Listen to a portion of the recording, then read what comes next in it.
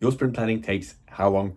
If you're spending 4, 5, 6 hours, even a full day on sprint planning for a 2-week sprint, something's not right. Now, according to the Scrum Guide, sprint planning doesn't need to take more than a couple of hours, but when things start to get stretched out, it's usually not because planning takes time, it's usually because of some kind of dysfunction moving in.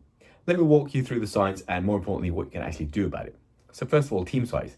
Jeff Sutherland, one of the co-creators of Scrum, talks about the optimal team size being around about 7 plus or minus 2. Once your team starts to get too big, alignment gets harder. You spend more and more time coordinating than creating. If your planning session feels like a UN summit, chances are your team is too big or too siloed. Speaking of siloed, you might have a silo problem. You've got devs, testers, design folk, data folk, all working in parallel, but not really together. If everyone's waiting for their turn to speak in planning rather than collaborating upfront in backlog refinement, that's a problem. Planning should not be the first time people are hearing about the work. Which brings me to a common culprit. Too much upfront certainty.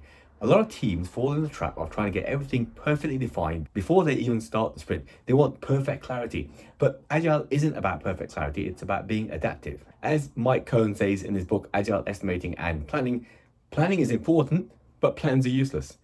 If you're stuck in planning, trying to get every edge case nailed down, you're just wasting valuable time.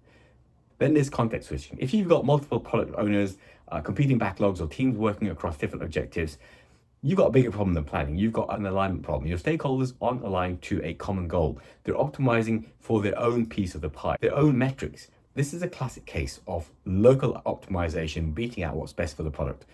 The fix, you need a clear product goal. You need a sprint goal that slices through that noise and gives focus. You need a product owner who is not only a backlog admin, but someone who can actually say no and shield the team from the chaos. Now let's talk about business value.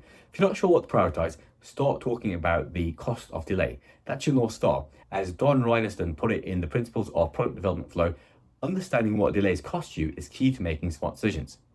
You can also look into weighted shortest job first. That's popular in SAFe, but you don't have to be in SAFe to apply it. It's basically business value plus job size. Big bang for your buck, small effort, that's a win. Alternatively, you've got the Moscow. Must have, should have, could have, won't have. It's old school, but it works if you've got clear OKRs to frame it against. Speaking of OKRs, if your team's objectives aren't aligned with your stakeholders' needs, again, misalignment. And sprint planning won't fix misalignment. So what can you do? Number 1, fix the backlog. That's where sprint planning begins. Number 2, build a roadmap, not a fixed plan, but a sketch of future sprint goal candidates. Number 3, make your sprint goals outcome focused, not just finish these tickets. Number 4, reserve a little capacity for bugs and quick wins, but make sure they don't really hijack your sprint. And number 5, talk about value, not effort, not velocity, value. And hey, if you're just pulling tickets and delivering stuff without shared vision or goal, maybe Scrum isn't the right fit. Kanban might be a better model in that case, where you can triage flow control and have urgent swim lanes. There's no shame in using the right tool for the right content. So next time your sprint planning is dragging on forever, ask yourself, is it the planning or is it the dysfunction that's showing up in the planning? Because if you don't fix that root cause, you're just going to burn out your team one planning session at a time. If this hits home, drop a comment below. What's the worst planning meeting you've ever had? And if you're brave enough, how long did it last? Don't forget, click subscribe and share this with your team, especially if you just spent half your day planning and you haven't even finished yet.